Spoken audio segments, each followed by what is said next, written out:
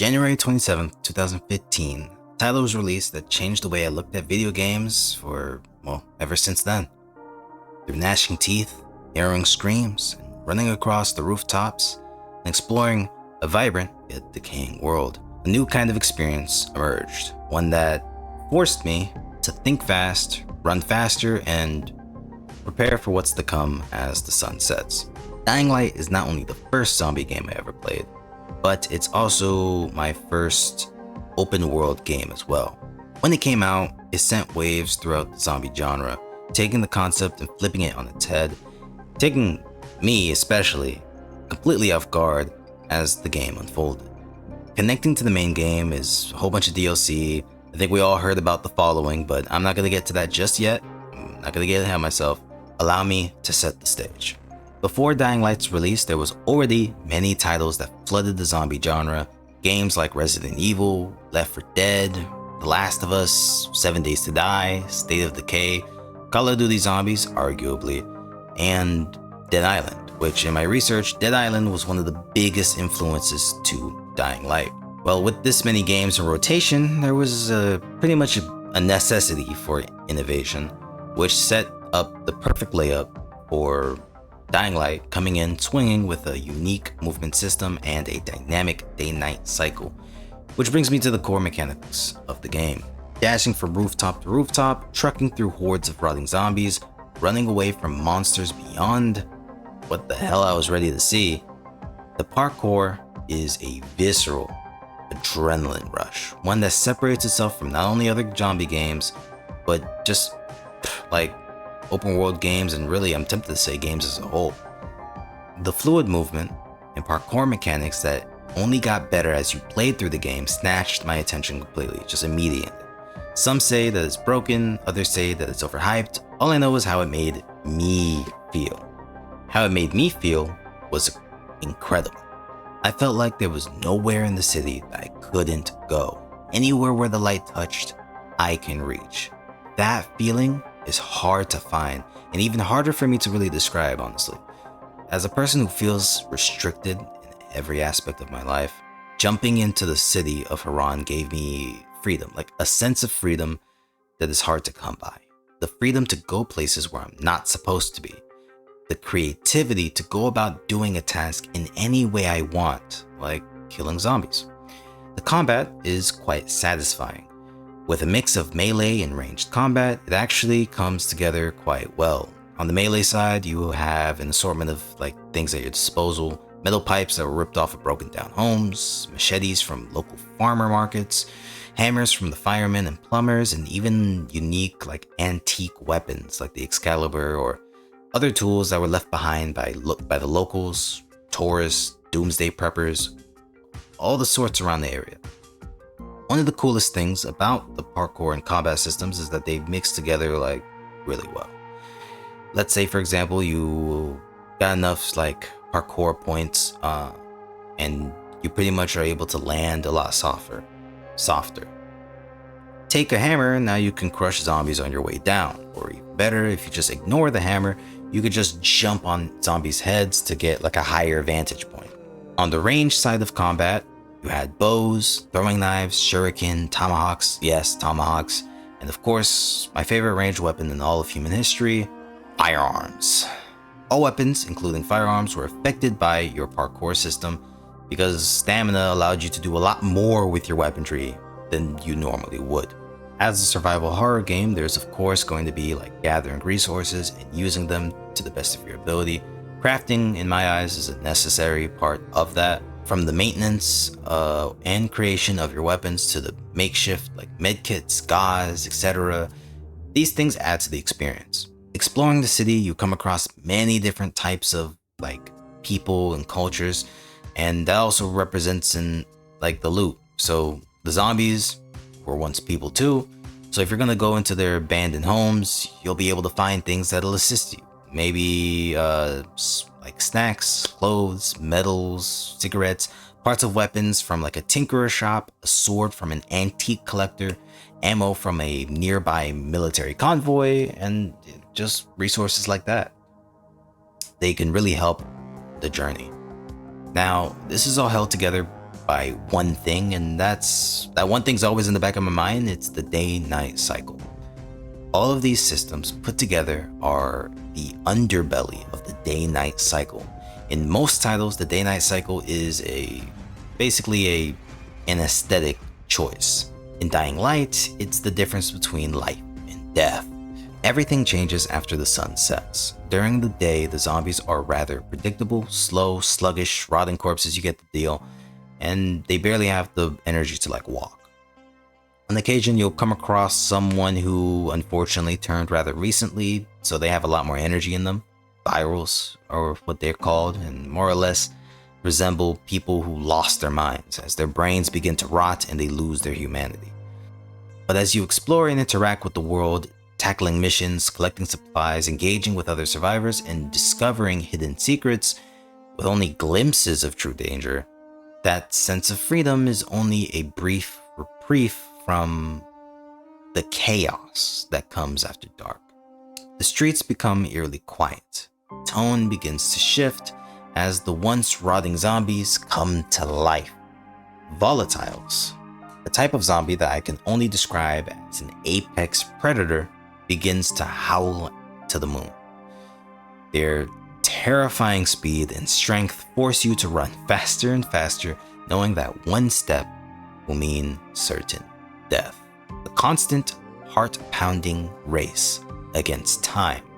That is what awaits you at night. But as you dive deeper into the Dying Light experience, you begin to realize that it's not just about how you move or how you fight. It's about who you are and what drives you to survive in a world like this. The city of Haran is more than just the background. It's a living, breathing part of the experience. It is shaped by the choices that you make and the story that you uncover. In the City of Lies, deep down beneath the surface, is a story, a true story, a story of the human condition. Let's talk about the narrative that we experience in Dying Light. Haran, once a thriving city, is now a dying prison. Crumbling buildings, makeshift barricades, burning military convoys with a blend of urban streets and untamed wilderness. This is a place with potential danger in every corner. And the environment, it tells everything. The environmental storytelling is top tier.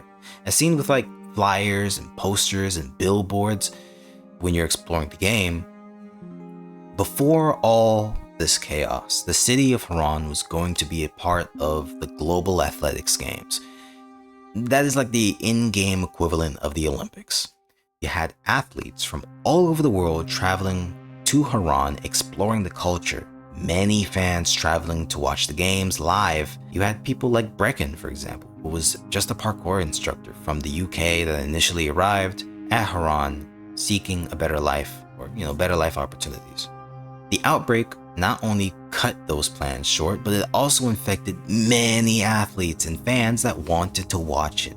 Now they're just mindlessly wandering the streets as zombies. The ones that weren't infected are now just stuck here, just stuck in the city, as the whole city is quarantined thanks to the GRE and the Ministry of Defense. What makes Haran truly dangerous isn't just the zombies, it's also the factions that are fighting for control, each with their own agendas, no matter how selfish those agendas may be. Let's get into the different factions, who they are, what they want, and their significance in the story. The first and arguably the most influential faction here is the GRE, otherwise known as the Global Relief Effort. The GRE is an international humanitarian organization that is experienced in fighting outbreaks throughout the globe. So judging off of just kind of this, we can gather that they major in emergency relief, medical research, and military research, as seen with their connections with multiple governments' military movements. In the early days of the Haran virus, the GRE sent specialists in Haran and began pushing medication that helped to alleviate the symptoms. As infections rised, field hospitals were established, but that didn't really help much. The outbreak began to grow at a rapid rate. This is where the GRE and the Ministry of Defense placed the city under quarantine, starting with Section 0, and then the rest of it. The operation was only possible thanks to the combined efforts of the GRE and military effort. The medicine that I mentioned earlier became antacid. That is the only medication that can hold the infection at bay. Now that I mentioned the Ministry of Defense, who are they? The Ministry of Defense is like the local government agency in charge of everything, like just in charge of the military force and defense of Haran, right? They are the ones who decide what really happens. They decided to put Haran under quarantine, and they're the ones that give the GRE the access to the city. So while the Ministry of Defense makes the decisions, the bulk of the operations are actually carried out by soldiers and employees that work for the GRE directly. So now that we have a pretty good picture of the situation, just by using these two groups alone, the GRE are a worldwide force that claim to fight outbreaks, and the Ministry of Defense is a localized one. And they work with the GRE, who performs most of the tasks for the Ministry of Defense. At one point, the city was under martial law, as it became almost impossible to upkeep stability. The head of that local military was the governor, Qadir Suleiman. The GRE and the Ministry of Defense were supposed to evacuate important figures out of the city, including Qadir's brother, which they failed miserably. With this, they lost the support of the local military underneath Qadir's control, and pretty much just decided just to block the city off from the world. The Ministry of Defense sent orders to kill anyone who stepped outside of the city, and the GRE decides to send antacid drops and other resources in airdrops through planes, as seen in the gameplay. This leads us to the beginning of the game, as us playing as Kyle Crane, who was tasked with hunting down Qadir Suleiman and retrieving a file that was stolen from the agency. As a game that came out from the mid-2010s, you know, it's definitely it's definitely double agent vibes. At the heart of Dying Light is Kyle Crane, a man caught between duty, humanity, and survival. Navigating the city of lies, he comes across many obstacles. Almost immediately, everything changes for him. The control he has in his life, all ripped away from him as the mission spirals out of control. He's forced to bear witness to corruption, betrayal, and fight for humanity's survival. Going into the city, he starts out a complete stranger in a foreign land with a mission that had to be done no matter who he had to step on to complete it. But through exposure to the locals, the survivors, the humanity still left in the city begins to show itself. He begins to form relationships relating to the struggles of those around him and begins to second guess his actions. Funny enough, the biggest revelations that he faces are revealed to him when he meets Qadir Suleiman for the first time.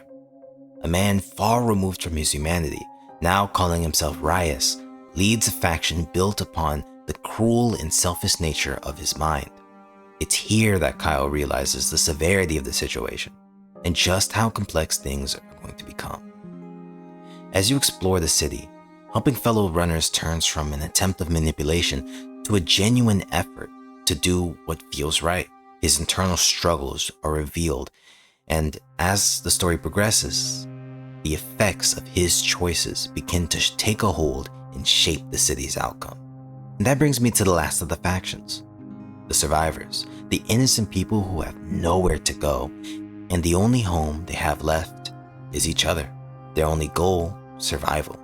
Their only hope for escape.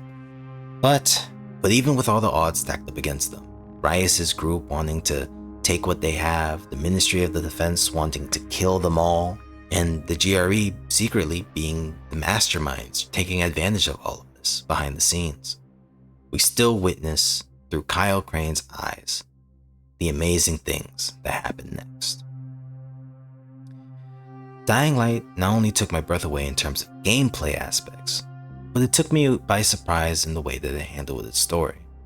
Even though they clearly were having fun with it, sometimes adding very wacky side missions and showing off weird and funny tourists or locals that are around the area, it gave it life. It It didn't feel like whatever industry slop we've been getting fed as of recently. The game had soul, for lack of better words, and the message to send along with it. Here, I'm gonna get off script for a sec. Some of the best missions in that game, some of the best moments in this game are things that I just didn't see coming. Like, for example, when you go into Section 0, there's a place where there's an older guy that's taking care of a group of children whose parents are no longer with us. And one of the children mentioned how they hear someone down in the basement. And the way they describe it makes it obvious to us as the player they're talking about a zombie. We go to the man and he's dressed in a little wizard outfit, making sure that all the children are okay and having fun while they're here, trying to make them not think about the world that's happening around them. And he admits to you, well, that's my wife down there. He gives us the okay to do what's needed to be done. And that stuck with me. That really did stick with me. He thanks us for it and he fights for what he believes in. His wife also believed in. That was taking care of these kids and making sure everyone's okay. There's another moment during the game where in a certain section, I believe near the shore of the original, near the shore, not too far away from the tower, there is constant crying, and it's the sound of children crying. And this is not a mission that you see, oh, here's a mission and you press it. No, this is a mission that you have to start on your own before it pops up and you go on. It's dynamic in that way where you go there and you start doing something and then it shows you, oh, this is actually a mission that you're doing. But it was basically a whole bunch of children crying, and for those that don't know about Dying Light, that children crying is not a good sign. And for lack of better words, I begin the process of, I guess, putting them out their misery. And the mission starts to counter, letting me know how much I've done and how much I got left. And they gave it a sad name. I forgot what the name was of that mission, but that also stuck with me. I remember playing that with a friend maybe a year or two ago. And we were both just silent after that. After that mission was done. And we thought about that for a while.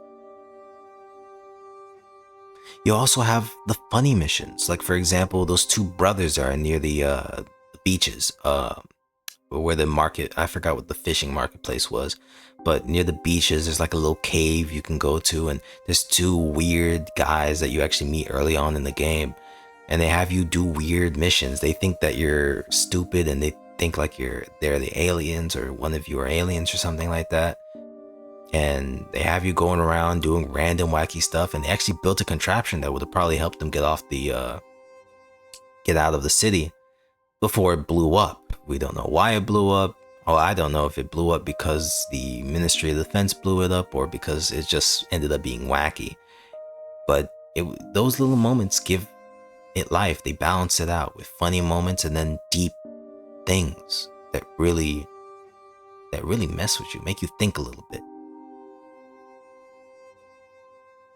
And it's those little things that make me hooked to Dying Light. Those little things that really make me never forget it. That keeps it in my memory for years to come. You have, for example, Raheem. Raheem is one of the characters that I never forget. He was just trying to do what he could. His older sister, Jade, she was a famous kickboxer. She knew what she was doing, and she was headstrong and always got the job done. Kyle Crane, double agent, out here always getting the job done. All these people around him thinking that he's unable to do anything. I related to that. And he ended up dying doing the thing that he loved, and that was making a change. Because what he did made a change. It made a change. And yeah, bit of a interesting video. I decided to try to do these kind of videos more often. Video essays. This right here ended up being like 8 pages of physically writing down these notes, by the way. Like 8 pages of physical paper. And yeah, played this game very early on in my YouTube career, and I thought it was cool if I went back and did video essays type videos, or of the games I played over the years, or over the course of the channel, making everything come full circle. And this right here is one of those games. But yeah, hope you guys enjoyed the video. If you did, don't forget to leave a like. If you rock with me, then talk to me down in the comments down below. Remember when I used to say that? Love you guys, man. Peace.